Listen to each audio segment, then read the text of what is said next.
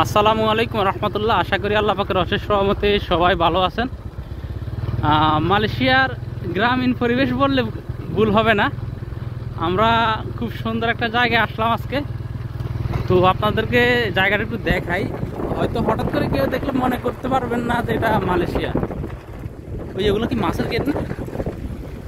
এখানে দেখেন দূরে যে পুষ্কুনির মতো দেখতেছেন, এটা হচ্ছে মাছ চাষ করে এখানে।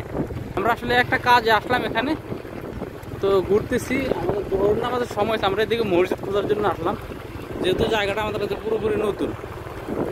তো এখানে দেখলাম যে অনেকে মাছ চাষ করে ছোট ছোট গেট দিয়ে, যা আসলে আমার কাছে খুব ভালো লাগতেছে। আর ভাবলাম যে এত সুন্দর জিনিস, আমি এত সুন্দর দৃশ্য নিজের চোখে দেখে উপভোগ করতেছি, আপনাদের জন্য কেন আমি ভিডিও করতেছি না। তো এই হিসাব করে আসলে আপনাদের জন্য ভিডিও করা কিংবা ভিডিও করতেছি, আপনারা দেখতেছেন। এই ধরনের মাছের গেরগুলোর মধ্যে কিন্তু প্রচুর পরিমাণে মাছ থাকে। আর এখানে কিন্তু বিশাল এরিয়া নিয়ে কিন্তু ছোট ছোট জায়গার মধ্যে এরকম মাছের গের আছে। তো পরিবেশটার কথা যদি বলি, পরিবেশটা এমন পরিবেশ যে কারো মন মুগ্ধ হয়ে যাবে। আসসালামু আলাইকুম। ভালো আছেন? আছে, মসজিদ আছে। আমরা একজন বাংলাদেশি বাইকে পেলাম, তো ওনাকে জিজ্ঞেস করলাম এদিকে নামাজের জায়গা আছে কিনা। উনি বলছে নামাজের জায়গা নাই। এখন আমরা আবার ব্যাগ চলে যাইতেছি। তো ওইদিকে গেলে হয়তো আপনাদেরকে আরো দৃশ্য দেখাতে পারতাম, পাহাড় আছে। যেহেতু ওইদিকে যাচ্ছি না, আমরা আবার ব্যাগ চলে যাচ্ছি। আমরা একজন বাংলাদেশি বাইকে জিজ্ঞেস করলাম এদিকে মসজিদ আছে কিনা। উনি বলতেছে না, মসজিদ নেই। তো আমরা যে রাস্তা দিয়ে আসলাম ওই রাস্তা দিয়ে আবার চলে যাইতেছি। আসলে মালয়েশিয়া যদি না আসতাম তাহলে কখনো কেউ বললে আমার মনে হয় না আমি বিশ্বাস করতাম যে মালয়েশিয়ার আসলে এমন রাস্তাঘাট আছে কিংবা এমন পরিবেশ আছে।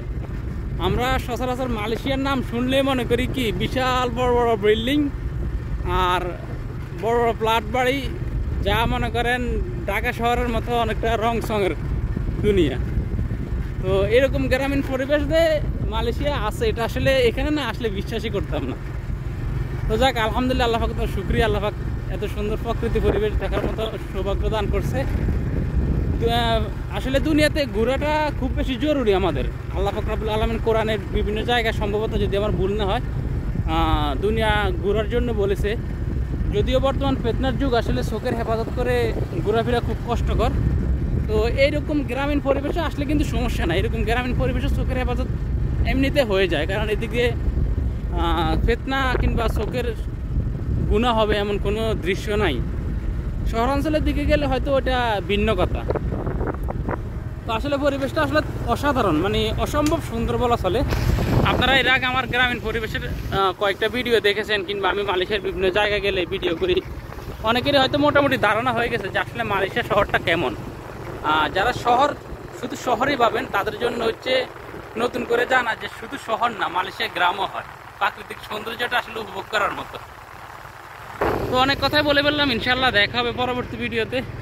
আল্লাহ পাক সবাইকে ভালো রাখুক, সুস্থ রাখুক। আসসালামু আলাইকুম, আল্লাহ হাফেজ।